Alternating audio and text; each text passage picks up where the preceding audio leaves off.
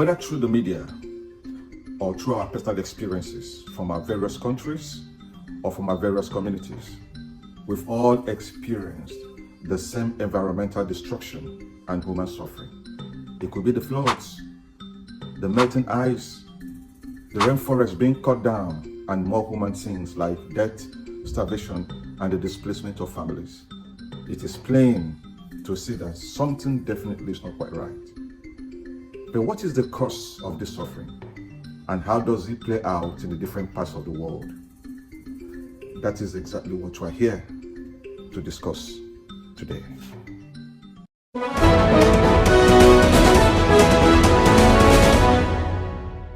Welcome everybody, today is Wednesday and as usual it's time for the Global South Talk Show and I'm your host Fidelia. Today we'll be talking about neoliberalism, its impact on migration as well as sustainability. I have with me three panelists who will be joining us for the discussion. On my immediate right is Maria from Chile. To my left is Alam from Bangladesh and then we have Lorraine from Kenya. Ladies and gentlemen, you're welcome to the show. Thank you very much. So I'll start with you, Maria. Can you tell us a little bit about yourself and your country, how this sustainability has affected you? Hi, Fidelia. Thank you very much for the invitation. I'm from Quintero. Quintero is a small city on the coast of Valparaiso region in Chile, and this area is known as a sacrifice zone because around 15 industrial companies operate in the bay. These are dedicated to the storage of fossil fuels, thermoelectric generation, copper refinery, among other activities. Very well. So when did this industrial activity start? In the early 20th century, Quintero's inhabitants lived from small-scale farming, fishing, and tourism. However, when the Chilean industrialization process began, these industries arrived in the bay. Today, the land and vegetables bear a high concentration of heavy metals.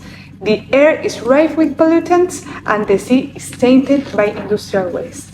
I know you and your daughter experienced the consequence of this industrialization. Can you tell us more about that? Yes, it was a terrible situation for us. In June, 62 students went to the hospital because poisoning of atmospheric pollutants. My daughter was one of the victims. She had serious injuries in her torso. Like this one, many other episodes of intoxication have happened. For us, the state of Chile and the neoliberal system are the main responsible of this ecological crime. We have organized many protests against this industry. But if this industrial activity keeps going on, I will have to move to another place. And I don't want to. My daughter doesn't want to. My house, my family, my friends are in Quintero. But I'm forced to move because I can't put my daughter more in danger. Thank you very much, Maria, for that insightful discussion. Now we'll move to our friend Alam. Can you tell us more about yourself and the effects of industrialization on Bangladesh? Yes, I'm from Bangladesh and I'm the environmental activist like in my country. And neoliberalism emphasizes the role of private sector in economic development. And we have a power plant named Rampur Power Plant. And it's a joint venture project. That's Bangladesh Power Development Board and the Indian company. And most of the share goes for Indian company. And this is the result of neoliberalism. And for this reduction of role of the state in different economic activities in our country. Wow. Can you tell us the impact of this power plant in the country? Yes, that's the interesting thing, that this power plant is situated closely to the mangrove forest named Sundarban. And for this, I have the assessment report in my hand. You will surprise that as per the environment assessment report, 142 tons of sulfur dioxide and 85 tons of nitrogen oxide will be emitted daily from this power plant, and this will affect directly to the environment, and environment will be polluted for this plant directly. And so because of it causes the climate change, and so because of climate change and the livelihood destruction, people have only option to migrate from there. They have no choice there. This is ridiculous. That is really intense. Now let's move to our friend Lorraine. Can you tell us how this neoliberalism has also affected Africa? Because we need to know the dynamics of how this has interplayed in all these continents. Thank you, Fidelia. I'm Lorraine from Kenya, and I'm an advocate for social movements for environmental conservation. We can see that mass migration puts a lot of immense pressure on already existing available resources such as water, infrastructure, and energy. Yeah? And as a result, this leads to environmental degradation. Yeah? Consequently, we can see the same example when oil was discovered in Niger Delta. This led to a lot of influx of people moving from the rural, seeking for better livelihood and employment. So due to this,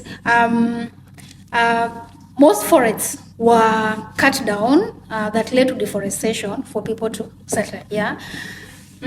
Alternatively, the extraction activities of the oil industry, has also led to environmental degradation through air pollution, because through the air pollution we can see the gas flaring. There's water pollution where the oil spills in the water bodies, and improper disposal waste of the wastes. Yeah. Wow. So judging from what you're telling me, can you tell us the challenges this new industrialization has brought in sustainable development policies in your country? Yes, privatization is one of them, and due to privatization of natural resources within the neoliberal frameworks, it has led to unsustainable exploitation of the natural resources, hence lacking adequate consideration for long-term ecological concerns, And right now, environment conservation is the major thing. Yeah, thank you. Wow.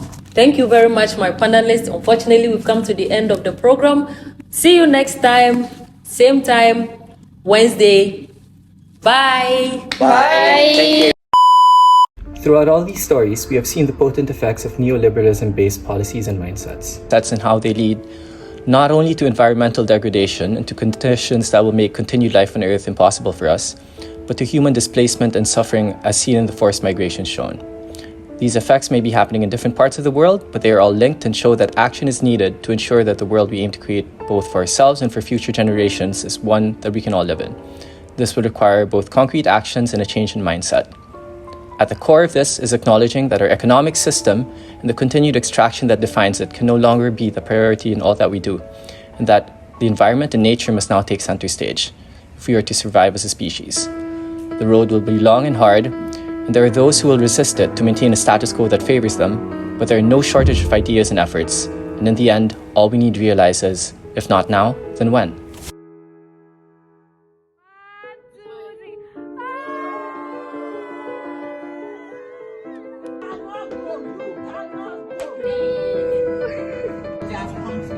See, this is a good customer.